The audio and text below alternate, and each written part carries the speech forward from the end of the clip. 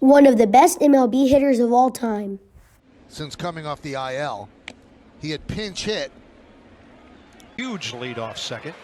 Soto, long ball to left. See you later. The NL batting champ Juan added an MLB All-Star game trip to his resume in 2021. The 22-year-old has earned the adoration of fans and respect of veterans throughout the league. He's a different kind of breed, Dodgers slugger Freddie Freeman says. When he gets in the box, you're like, oh no, it feels like he's on every pitch. All right, truckers. Some people think Juan Soto is the best hitter of all time. I think he has potential. It's back on the track at the wall. See ya. And it's 11-3 Nationals. Juan Soto is very cocky. I think he's very cocky. See you later. I think Juan Soto is very greedy because he turned down a $350 million contract. You later. I think Juan Soto should have said yes to the contract because with that amount of money, a person could live on that with their whole life. A long time. Now let's get into the shuffling. That's well hit. McCutcheon's going back, and it is gone. Opposite field home run for Soto, his 7th of the year. Back. Some people say Juan Soto shuffles to be cool or act funny. He actually doesn't. He does it to what he says is it cleans his cleats. That's what Juan Soto says. I don't know if that's true, but when I read, it's what I read. Left center field. Grisham going back at the wall, and that ball is gone by the Nationals. In 2021, he was batting .313 at the end of the season. That is a great average. He had a bunch of home runs. I forgot how much, but it was a ridiculous amount of home runs. And I think he's off to a okay start this season, but I think he's going to get better over time. In the air to left field, sending Profar back at the wall. It's going to go. And with one swing of the bat, the Nationals have taken the lead. Now I'll give you a break with Juan Soto's home runs. And gone. Number 15 for Soto. Nationals 3, Marlins nothing. Blasted to deep left center field. Way back there, and it is gone. Next year, right? Train 2, yeah. Soto the other way.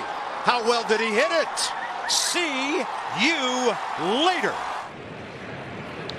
Here's a good contract video. Shout out to iTalk Studios and make sure to go subscribe. You later. The infield defense straight up against him, and he drives one out to left center field. Back in the gap goes Nimmo, takes a look, and it's out of here. And again, thank you to iTalk Studios.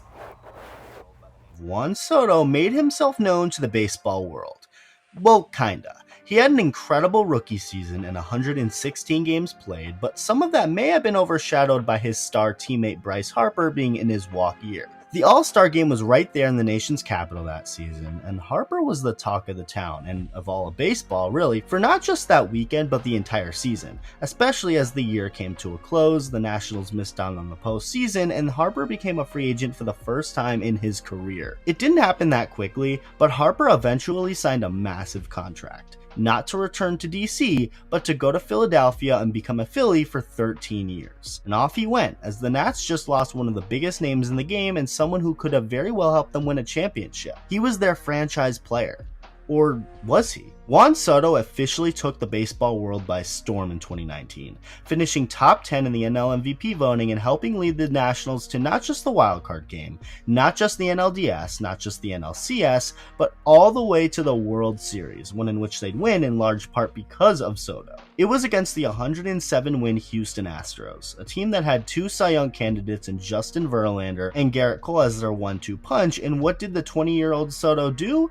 Hit tanks off of them like it was nothing. In just his second season, he helped win the Nationals a championship. It was incredible, and Soto has only brought his value up more since. He had a fantastic shortened 2020 season, another great year in 2021, and that's when the offers started to come in. Before the MLB lockout before the 2022 season, Juan Soto rejected a massive contract offer from the Washington Nationals front office, one that consisted of $350 million over the course of 13 seasons. To compare that to Bryce Harper, he got $330 million over the same amount of years. That's a little over $1.5 million more per year for Soto if he took that deal.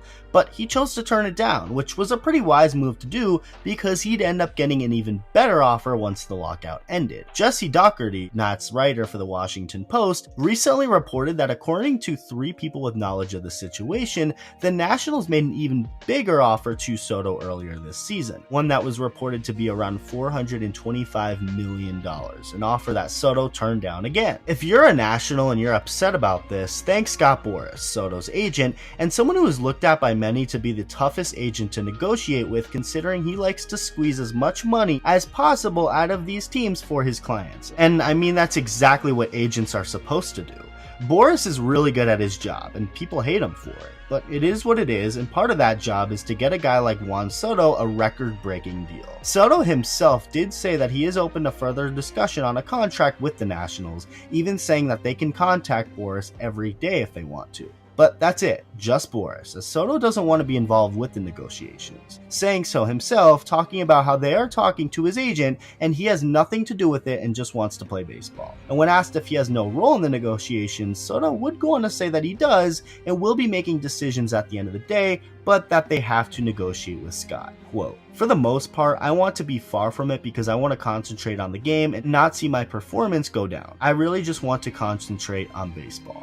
End quote. As far as Soto goes this season, you could say it's been a quote-unquote down year for him. Soto's batting average has dipped way down this year and is currently below .230 at the time of this video being made. But he also leads all of baseball in walks and has a solid OPS. Not necessarily one we'd expect from a guy who might make $425 million, but he's still been solid, with Soto himself saying that he's starting to feel better with his swing and timing and that he will be better soon.